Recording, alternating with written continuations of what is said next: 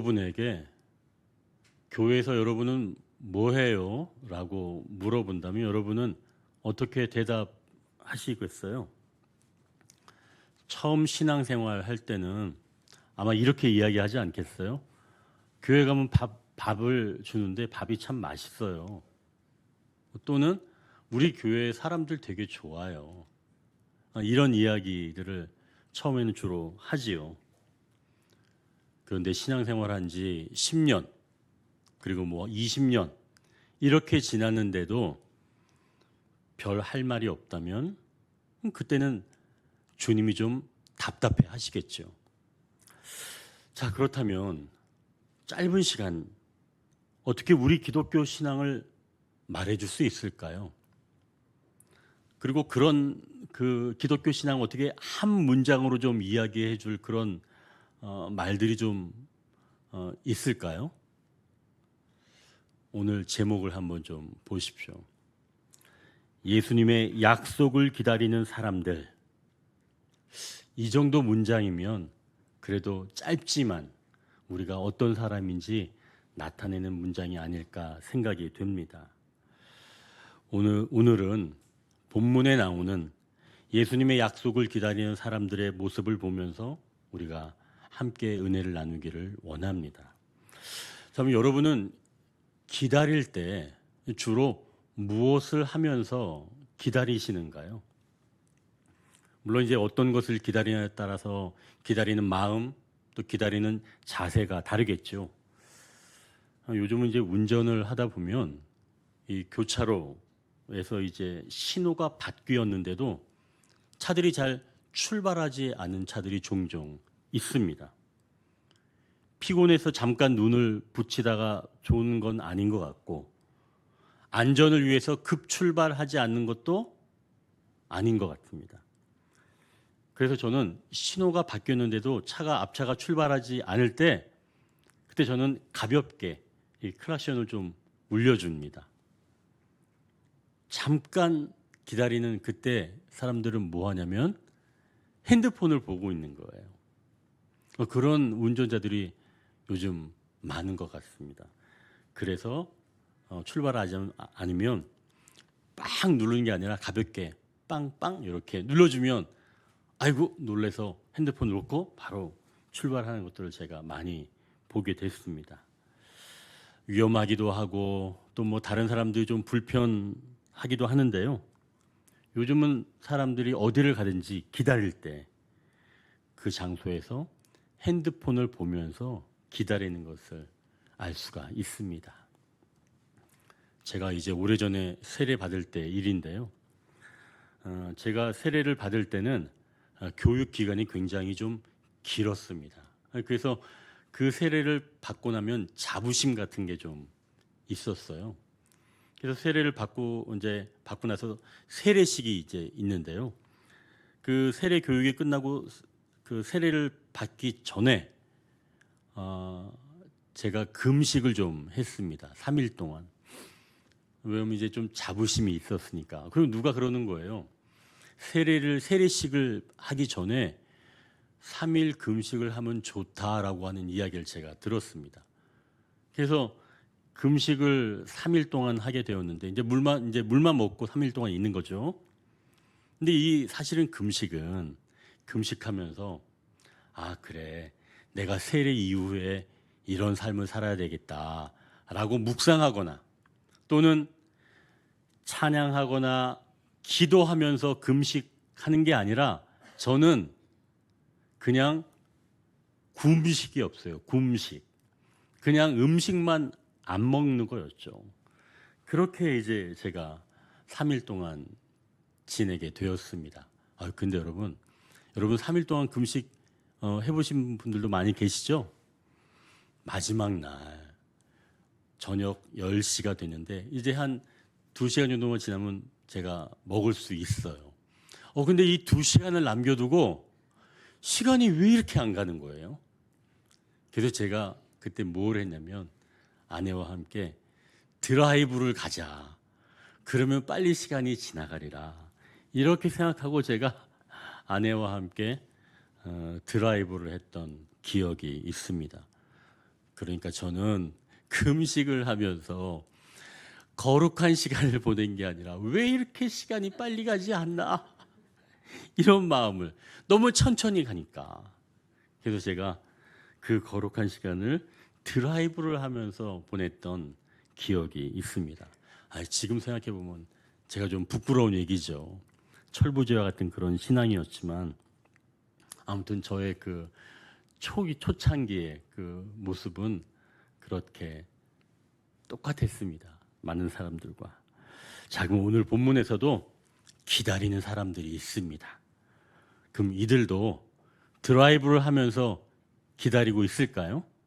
이제 첫 번째 단락입니다. 기도하며 기다리는 사람들이 있다. 우리가 12절, 13절을 한 절씩 읽겠습니다. 우리가 13, 14절을 읽겠습니다. 13, 14절.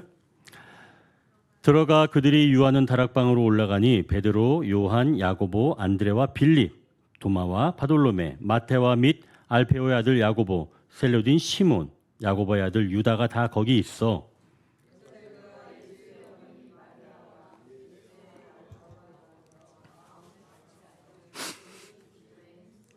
아멘. 지금 이 두 구절에서 두 부류의 사람이 기다리고 있다. 기다리는 사람들을 보여주고 있는데요. 자, 그럼 13절에 나온 사람들은 예수님의 제자들입니다. 기다리는 무리 가운데 지금 예수님의 제자들이 있다는 거죠. 그리고 14절에 나오는 사람들은 예수님을 따르던 여자들과 혈육들을 이야기하는 겁니다. 우리가 부활주일에 나누었던 그런 이야기는 제자들이 막달라 마리아에게 예수님이 부활하셨다라고 하는 소리를 들었는데 이 제자들은 그 소리를 들었지만 이제 예수님이 돌아가셨으니까 그 다음은 우리 차례일 거야. 그래서 제자들이 모인 곳에 모든 문을 닫았다고 하는 그런 내용을 우리가 부활주일에 나누었죠. 그러니 제자들은 두려워서 문을 꽁꽁 잠그고 있었던 사람들입니다. 또 한 부류의 이 기다리는 사람들 14절 보면 예수님의 형제들 이야기가 나오죠. 그럼 예수님의 형제들은 예전에는 어땠을까요? 요한복음 7장 5절에 예수님 형제들을 이렇게 말씀합니다.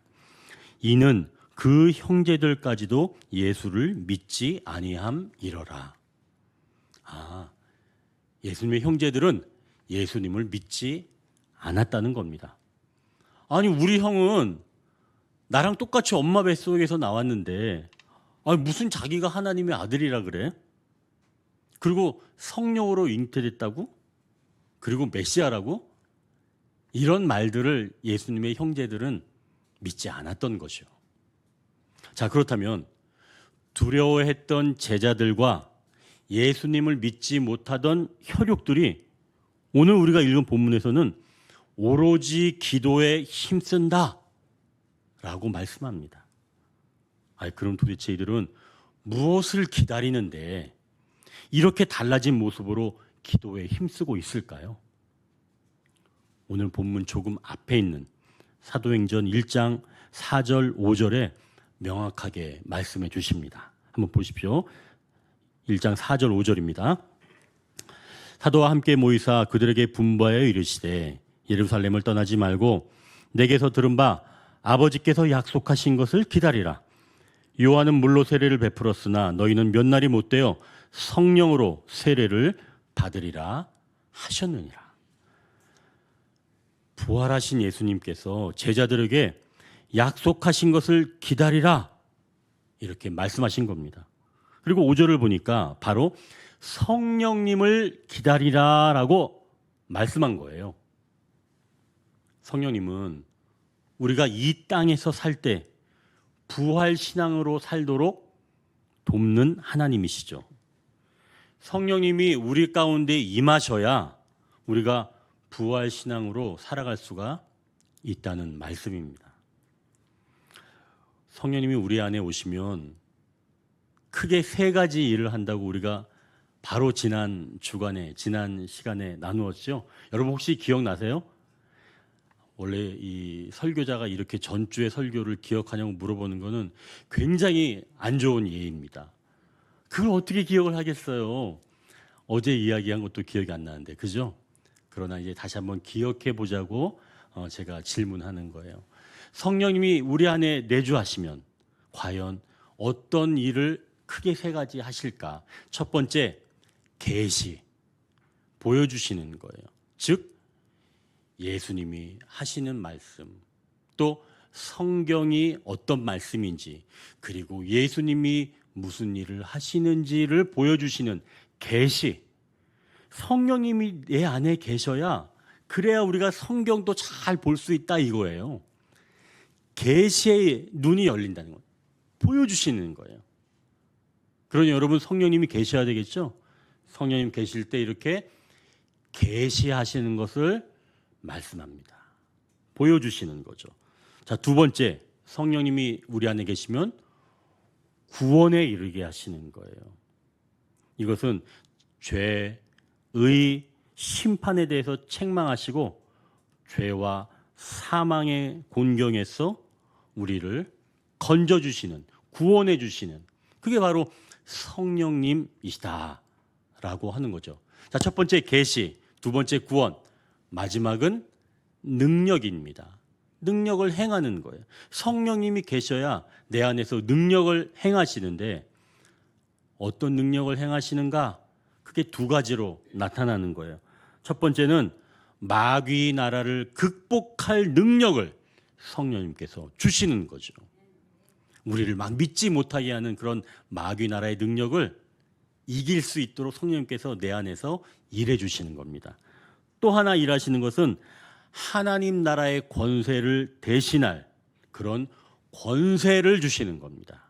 그게 바로 성령님께서 하시는 크게 세 가지 일입니다. 계시, 구원, 능력. 이게 내 안에 성령님께서 역사하실 때 일어나는 일인 거죠.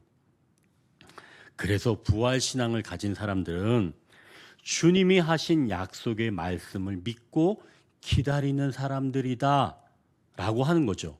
그런데 특히 뭘 기다린다고요? 성령님을 기다리는 사람들이다 라고 하는 것이죠. 그래서 성령님을 기다릴 때는 그냥 기다리는 게 아니라 기도하면서 기다린다는 거예요. 아시겠죠, 여러분?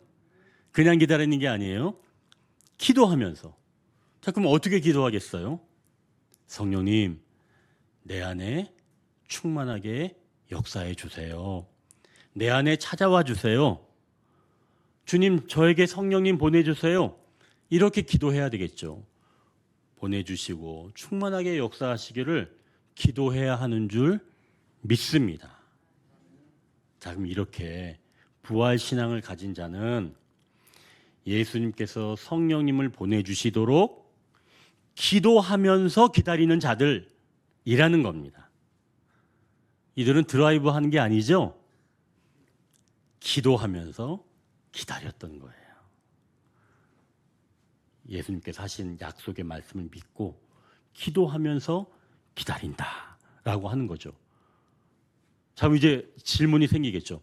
아니, 목사님, 아니 뭐 주신다고 하면 어차피 주시는 거지 뭘 그렇다고 또 기도까지 합니까?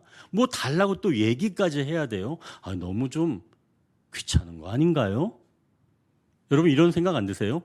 아니 주신다고 했으니까 그냥 주시면 되지 뭘 또 달라고 또 구하기까지 해야 돼요? 너무 좀 거추장스러워요. 여러분 이런 생각 안 드시나요? 저만 그런가요? 저는 그런 생각했거든요. 아니 기도하지 않고 어차피 주신다 그랬으니까 그냥 주면 되지. 뭘 또 기도까지 하라 그래? 그러나 여러분 기도까지 하라고 하시는 이유가 있는 거죠. 그냥 기도하라는 게 아닙니다. 기도는 영적인 양식이에요. 영적인 양식입니다. 그래서 기도하면 우리 마음이 풍성해집니다. 음식을 먹으면 뭐가 풍성해져요? 우리 살이 풍성해지죠. 살들이. 그러죠? 그러나 기도하면 뭐가 풍성해진다고요? 우리 마음이 풍성해지는 겁니다. 자, 여러분, 가족은 같이 밥을 먹는 사람들이잖아요. 그러니까 가족은 오래 살다 보면 모습이 비슷해집니다. 피가 같아서 비슷한 게 아니라 살면서 같은 생각을 하고 또 같은 것을 먹고 행동하면 닮아가는 거예요. 그래서 먹는 게 같으면 형제를 느끼는 겁니다. 여러분, 한국 사람 외국에 나가서도 꼭 찾는 게 있죠. 뭘 찾아요? 김치를 찾아요. 김치 찾으면 아유, 너도 별 수 없구나 이렇게 얘기해요. 너도 한국 사람이다라고 얘기하는 거죠. 나도 그런데. 그러니까 가족은 먹는 게 같은 거예요. 부활 신앙을 가진 사람들, 즉 주님의 약속을 기다리는 사람들도 마찬가지라는 겁니다. 우리는 기도로 먹는 사람들이에요. 기도로 교제하는 사람들입니다. 기도해 보십시오. 그렇다면 내 마음이 든든해지는 겁니다. 상황이 좀 어려워도 마음이 흔들리지 않습니다. 어디선가 나를 도울 것이다라고 하는 믿음이 자라나는 거예요. 이 안에서부터. 기도는 그런 능력이 있다는 겁니다. 그래서 내 안에서 성령님께서 평안을 주시는 거죠. 그게 기도를 먹을 때 우리 영에게 나타나는 현상입니다. 그래서 부활신앙을 가진 성도는 기도를 통해서 내 마음을 살찌우는 거죠. 여러분, 저는 살찌는 거 싫어요. 그래서 혹시 기도도 안 하실 겁니까? 기도하셔야 돼요. 마음의 살을 찌우시길 바랍니다. 기도가 없으면 이 땅에서 살아가기가 너무나 곤란해요. 나 혼자 생으로 살아내는 겁니다. 나 혼자 생으로. 얼마나 힘들어요, 여러분. 그건 말로만 해도 끔찍한 얘기입니다. 이 땅에서 나 혼자 내가 내 힘으로 살아낼 거 생각하면 그것만큼 어려운 건 없다는 거죠. 자, 그러니 여러분, 기도로 영의 양식을 드시길 주님의 이름으로 축원합니다. 그러면 기도로 하면 우리의 영적 건강성이 회복되는 줄 믿으시길 바랍니다. 자, 기도로 또 함께 한다면 그때부터는 교제가 일어나는데요. 아까도 말씀드렸던 것처럼 가족 같은 그런 마음들이 생겨나기 시작한다는 거예요. 여러분, 정말 목이 터지도록 다른 사람들과 함께 모여서 기도해 본 적 있으세요? 새벽 시간 또는 뭐 이 수요 기도의 시간 오셔서 정말 목이 터져라 같이 나와 같은 사람들이 같이 기도해 본 적 있으신가 말입니다. 그렇게 같이 기도하게 되면 그때부터는 피를 나눈 형제와 같은 그런 마음이 내 안에서부터 조금씩 일어나기 시작합니다. 당연히 우리가 예수님의 보혈을 나눴으니까 형제이지요.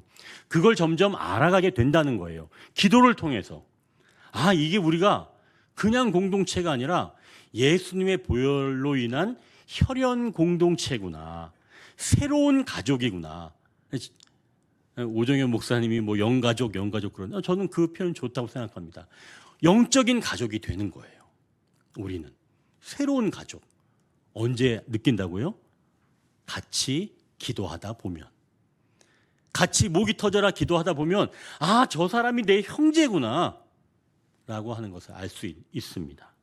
그렇게 되면 그 형제의 이름을 불러가면서 기도하다 보면 그 형제가 느끼는 마음이 저한테도 느껴져요. 그래서 그 형제의 이름을 또 그 자매의 이름을 부르면은 그 형제가 그 자매가 괴로운 일이 있으면 내 심령도 엄청 괴로워집니다.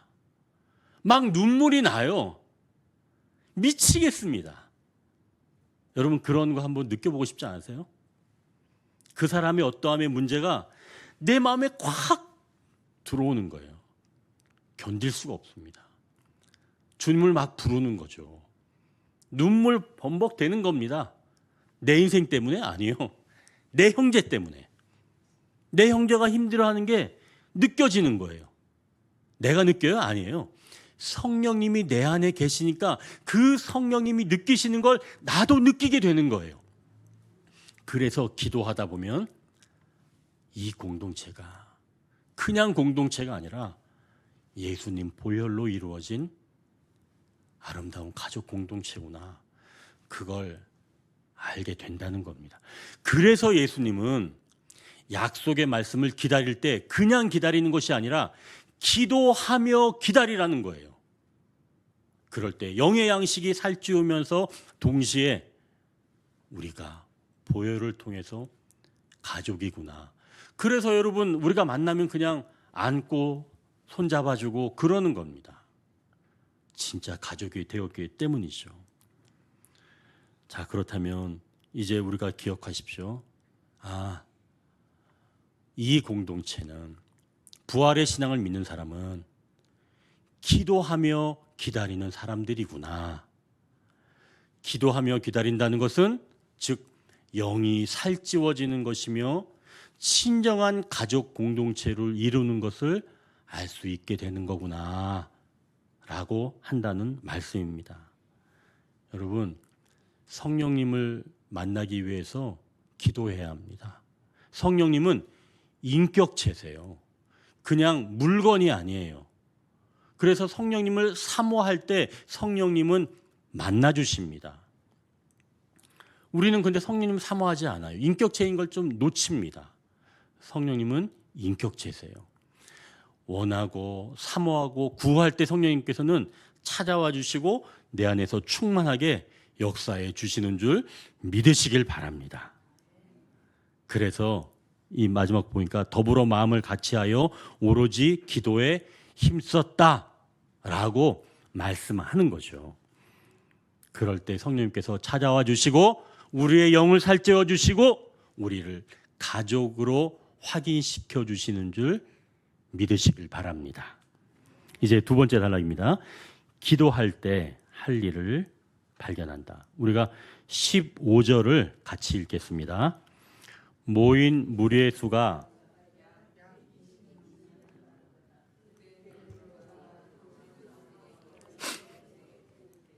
아멘. 지금 제자들과 회옥들이 기도하는데 지금 몇 명 모였다 그래요? 120명 정도가 모여서 기도하고 있습니다. 많은 수의 그 사람들이 기도를 하고 있는데 그때 베드로가 갑자기 일어나서 말하기 시작한 겁니다. 베드로가 말한 내용은 뭐냐면 유다가 자기 직분을 버리고 자기 길로 갔기에 이제 사도를 세워야 된다는 겁니다. 그게 21절, 22절인데요. 거기서 보면 120명이 모이다 갑자기 일어나서 지금 베드로가 일어나서 유다의 빈자리를 채워야 한다고 말하는 거예요. 아까도 얘기했던 것처럼 지금 이들은 뭐 하는 사람들이에요? 성령님이 오시기를 기다리면서 기도하는 사람들이죠. 근데 지금 베드로가 갑자기 기다리다 말고 기도하다 말고 일어나서 유다의 빈자리를 채워야 합니다. 이렇게 이야기하는 거. 여러분 이거 좀 뜬금없지 않아요? 그죠? 그냥 기도해야 되는데 뜬금없이 일어나가지고 이제 우리 유다의 빈자리를 채워야 됩니다. 베드로가 이렇게 말하는 겁니다.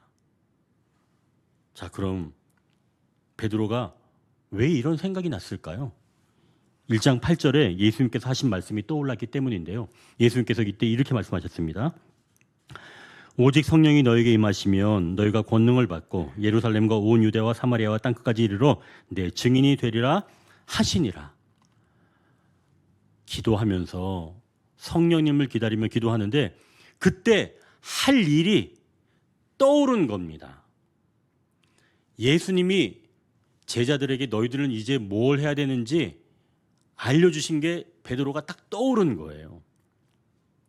그럼 이제 우리가 여기서 중요하게 하나 기억할 게 있는 겁니다. 우리가 보통 할 일이 정해지면 그때 기도하죠. 여러분 어떻습니까? 우리가 할 일을 딱 정해놓고 나서 하나님 이 계획이 다 이루어질 수 있도록 하나님 도와주십시오. 이렇게 여러분 기도하지 않나요?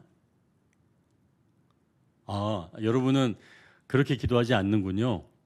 처음부터 아예 기도하시는군요. 그러면 굉장히 잘하시는 거죠. 그러나 보통 사람들은 어떤 할 일이 정해지면 그 정해진 일을 놓고 기도하죠. 그런데 약속을 기다리는 사람들은 기도를 하면서 할 일을 알게 된다는 겁니다. 이게 우선순위가 바뀐다는 거예요. 보통은 내 생각, 내 계획대로 할 일을 정하고 나서 예수님께 도움을 청하죠. 그러나 부활신앙을 가진 사람은 정반대입니다. 내가 할 일을 먼저 정해놓고 기도하는 게 아니라 오히려 하나님께서 내가 할 일을 기도하다 보면 알려주신다는 거예요. 이게 순서가 완전히 다르다는 겁니다. 그러니 여러분, 판을 짜놓고 기도하는 게 아니라 판이 짜여지지 않을 때, 백지 상태일 때 기도하십시오.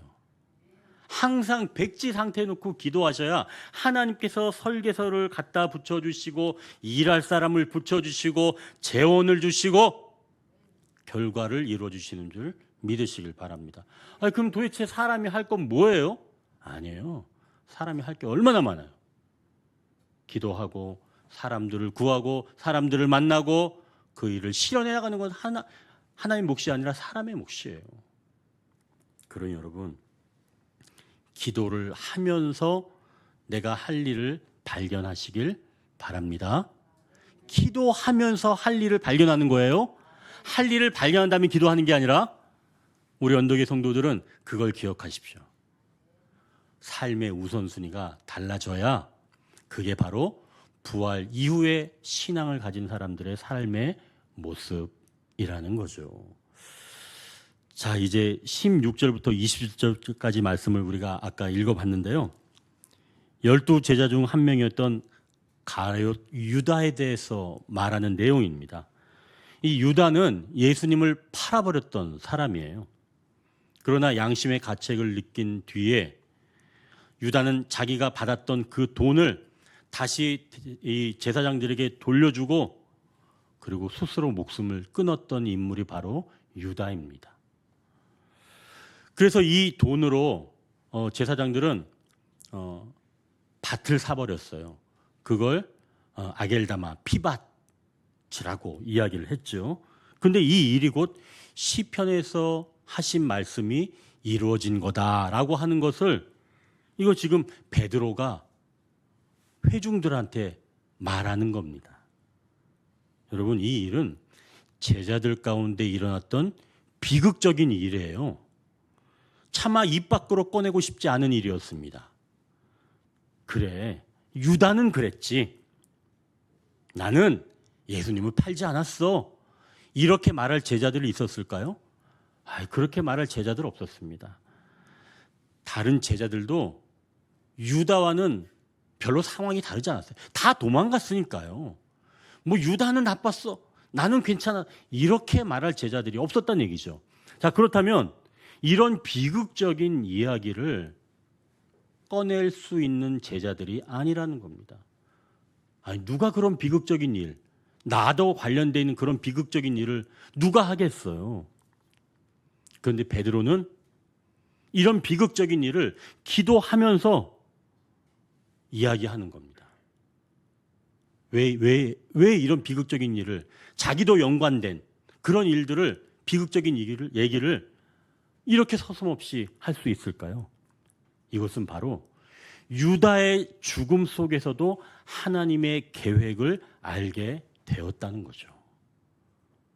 그 빈자리를 채우길 원하신다는 것을 기도하면서 알게 됐다는 거예요. 전적으로 성령님께서 베드로에게 주신 지혜입니다. 기도하지 않으면 여러분, 비극을 드러낼 수가 없는 거예요. 비극은 비극으로 끝나서는 안 되는 일이라는 겁니다. 그렇다고 비극을 함부로 말할 수 있어요? 비극적인 얘기를 우리가 함부로 꺼낼 수 있어요? 못 꺼내죠. 성령님께서 조명해 주셔야, 아까도 말씀드린 것처럼 계시해 주셔야 비극 안에서도 하나님의 계획을 볼 수 있다는 말씀입니다. 그걸 알 수 있는 길이 곧 기도라는 거예요. 여러분, 그럼 기도는 어떻게 해야 하는지 좀 궁금하시죠? 기도가 영적인 양식이라면 어떤 것이 영적인 양식인지 우리가 알아야 되겠죠? 기도를 크게 나눈다면 두 가지 기도로 우리가 나눌 수가 있습니다. 하나는 먼저 요구형 기도입니다. 그러니까 하나님께 무엇을 달라고 하는 기도이죠. 또 하나는 관계형 기도입니다. 이것은 무엇을 달라는 것이 아니라 하나님과 나와 관계 안에서 기도하는 겁니다. 자, 그럼 요구형 기도와 관계형 기도가 뭐가 다른지 제가 잠깐 이제 소개를 해보겠습니다. 만약 여러분의 자녀들이 여러분을 부르면서 아빠, 나 돈 좀 줘요. 이제 이렇게 얘기하면 얼마 필요하냐? 이런 이제 돈 주시겠죠? 근데 그 다음 날 또 아빠, 나 돈 또 줘요. 그러면은 두 번째 날에는 어때요? 야, 벌써 다 썼냐? 근데 얼마 필요해? 그리고 또 돈을 주겠죠. 근데 그 다음 날도 또 똑같이 얘기하는 거예요. 아빠, 나 오늘도 돈 좀 줘요. 그러면 여러분 세 번째 날 이후부터는 여러분 어떻게 하세요? 역시 내 아들, 너는 아빠밖에 없구나. 장하다 아들아. 내가 필요한 모든 것들을 내가 지갑에서 털어주리라. 여러분 이렇게 하실 거예요? 저 같으면 이틀째부터 못할 겁니다. 너 나한테 돈 맡겨놨니? 너 내가 땅 파서 돈 어디서 내가 얻는 줄 아니? 여러분 이렇게 얘기하지 않을까요? 동의를 안 하시네. 대부분 사람은 아마 불편해할 겁니다. 계속 돈을 달라고 하면. 그리고 아까도 얘기했던 것처럼 그렇게 하면 너 아빠 무슨 돈 버는 기계인 줄 아니? 이렇게 생각할 겁니다. 그러니까 요구형 기도는 관계를 깊이 만들기는 어려울 수 있다라고 하는 거겠죠. 물론 계속적인 요구형 기도를 이야기하는 겁니다. 물론 필요할 때는 요구형 기도도 하죠. 그러나 계속적으로 만나면 얼굴 보자마자 돈을 달라고 하는 사람이 오자마자 앉아가지고 하나님 매일 그러면 어떠겠어요? 물론 이제 그럴 수도 있지만 그럼 하나님 굉장히 좀 불편하실 수도 있을 것 같아요. 자, 이제 또 다른 아들이 있어요. 이 아들이 아빠한테 다가오더니 아빠, 제가 친구와 다퉜어요. 시험을 보는데 얘가 제 답안지를 좀 보여달라 그래서 제가 그걸 거절했더니 그 뒤로부터 다른 친구들과 함께 저를 왕따를 시키고 있어요. 아빠 어떻게 하면 좋아요? 이렇게 아빠한테 물어보는 겁니다. 자, 그러면 이렇게 도움을 요청하는 아들이 있다면 아빠가 야, 그건 네 인생이니까 네가 알아서 해라. 이렇게 이야기할 아빠가 있어요? 아니겠죠. 뭐 그런 아빠가 갈게. 또는 그래, 우리 기도하자. 뭐 아무튼 여러 가지로 또 아빠가 관심을 가져주겠죠. 이것은 네 인생 네가 알아서 해라고 이야기하지 않고 그래, 우리 그 고민을 놓고 우리가 같이 한번 해결해 보자. 이렇게 자기의 연약함을 고백하며 다가오는 그 아들을 외면하는 아버지는 없다는 거죠. 이게 바로 관계형 기도입니다. 자, 그렇다면 이제 우리가 알겠죠? 요구형 기도와 관계형 기도가 있는데 요구형 기도를 계속하면 좋은 관계를 이룰 수는 없다라고 볼 수 있죠. 상담가인 레리 크랩이 파파 기도라고 하는 그런 책에서 자기가 어떻게 기도를 하는지 파파 기도를 통해서 알려주는데요. 그러니까 PA 그 첫 글자를 따라서 이 레리 크랩이 자기는 이렇게 기도한다라고 자기 기도를 좀 소개해주는 내용입니다. 원래 이 레리 크랩이 기도에 대해서는 이야기하지 않는 사람이에요. 근데 유일하게 이 사람이 딱 한 권 이 기도에 대해서 쓴 책이 바로 파파 기도인데요. 자, 처음 그러면 P는 뭐냐면 이 프리젠트, 이제 발음이 좀 안 좋으니까 좀 양해하시고 들으십시오. 프리젠트 이렇게 하는 기도라는 거예요. 즉 내 마음을 꾸밈없이 드리라 라고 하는 말씀인데요. 그러니까 기도할 때 내 마음에 일어나는 것을 그대로 말씀을 드려라 라고 하는 거죠. 좀 전에 아들이 자기 친구와 있었던 그런 일을 말하는 것처럼 어떤 일이 일어났는데 내 마음의 느낌, 감정을 그대로 말하는 겁니다. 만약 우리 청년들이라면 이렇게 기도할 수 있겠죠. 하나님, 제게 맞는 일이 무엇인지 저 잘 모르겠습니다. 무엇을 해야 할지 저 잘 모르겠습니다. 그래서 마음이 답답합니다. 이게 관계형 기도라는 거예요. 제 마음이 답답합니다. 이렇게 기도하는 것 말이죠. 그러니까 꾸밈없이 내 마음을 드린다라고 하는 거죠. 자, 두 번째 A로 시작하는 attend. 자, 이건 주의를 기울인다라고 하는 그런 뜻인데요. 무슨 주의를 기울이는가 하면 내가 경험하는 하나님은 어떤 하나님이신지 나 스스로에게 물어보는 겁니다. 강하고 냉정한 분으로 내가 여기고 있는지 아니면 내가 친근한 분으로 여기고 있는지, 그러니까 나는 어떻게 경험하고 있는지 내 마음의 상태를 살피라는 거예요. 그러니까 이거는 나를 살피라는 겁니다. 내가 하나님을 어떤 하나님으로 인식하고 있는지. 자, 그리고 세 번째 P는 퍼지입니다. 이 단어는 하나님과 관계를 가로막는 것이, 그게 무엇이든지 쏟아내라는 거예요. 그러니까 하나님과 우리 관계를 막는 불편한 것들을 쏟아내라는 거예요. 좀 전에 아들을 예로 든다면 아직 친구와 화해할 생각은 없는데 만약에 아버지가 화해를 원하는 것 같아서 그 아버지의 말을 순종하기 싫어하는 그런 마음이 있다는 것, 이것까지도 내어놓으라는 겁니다. 그러니까 관계를 막고 있는 것. 자, 마지막으로 네 번째 A는 어프로치입니다. 이거는 하나님을 나의 1순위로 여기면서 나아가는 것, 다가가는 것, 어프로치. 그걸 말씀하는 거죠. 그러니까 내 감정, 또 내 상황도 중요하지만 무엇보다 하나님이 나에게 가장 중요한 분이라는 사실을 인정하면서 그분께 나아가는 것. 그래서 파파 기도인데요. 이 관계형 기도, 즉 하나님께 꾸밈없이 자기를 드리면서 그리고 내 마음의 주의를 기울이면서 하나님과 관계를 막는 것을 쏟아놓으면서 그래도 마지막 하나님이 1순위라는 사실을 고백하며 나아갈 때 하나님과 더욱더 깊은 관계를 만들어가는 관계형 기도가 될 수 있다는 것이지요. 이제 세 번째 단락입니다. 대신할 자를 주신다고 말씀합니다. 우리가 23절을 같이 읽겠습니다. 그들이 두 사람을 내세우니 하나는 바사바라고도 하고